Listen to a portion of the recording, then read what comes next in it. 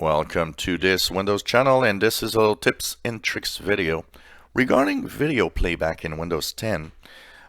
Windows 10 has a few options in the video playback, and these options are there to try to basically either enhance the video or, depending on what you do on your computer, change the video's quality depending on running on batteries on a laptop or being plugged in or desktop, or if you have some really good hardware.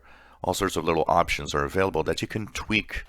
So where are they? They're simply in the settings. So you go into your settings app, go into apps, and on the left side you'll see something called video playback.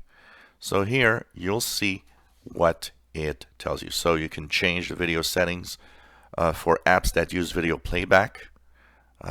Basically, a lot of apps, even apps from an external third-party source, they often use Microsoft's own rendering engine sometimes for playing videos.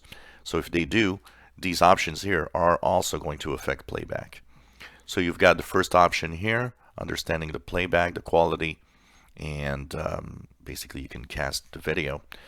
If you've got a high dynamic range display, you have high dynamic range video playback possibilities. So here it's kind of grayed off, and if it is for you too, it means that your display does not support that. But if you have a screen that does, this should be available. You can also have processing of the video to automatically enhance it if your hardware can do it. Remember one thing though, processing the video will actually use more CPU. Your computer is going to work harder to do this job. So depending on the hardware you have, you might switch it on or off. You can actually select a video to play at lower resolution. What does this affect? Well, if it's a streaming video, it will actually take less data. If it's a video you've got on your machine, it will very often use less computing power. Then you've got battery options for watching. You can actually choose optimize for battery life. So if you're watching a video but running on batteries, this might be the best option to have the longest battery life possible. But if you don't want, you can actually optimize for video quality, meaning highest quality possible of video playback, even on battery, regardless of plugged in or battery.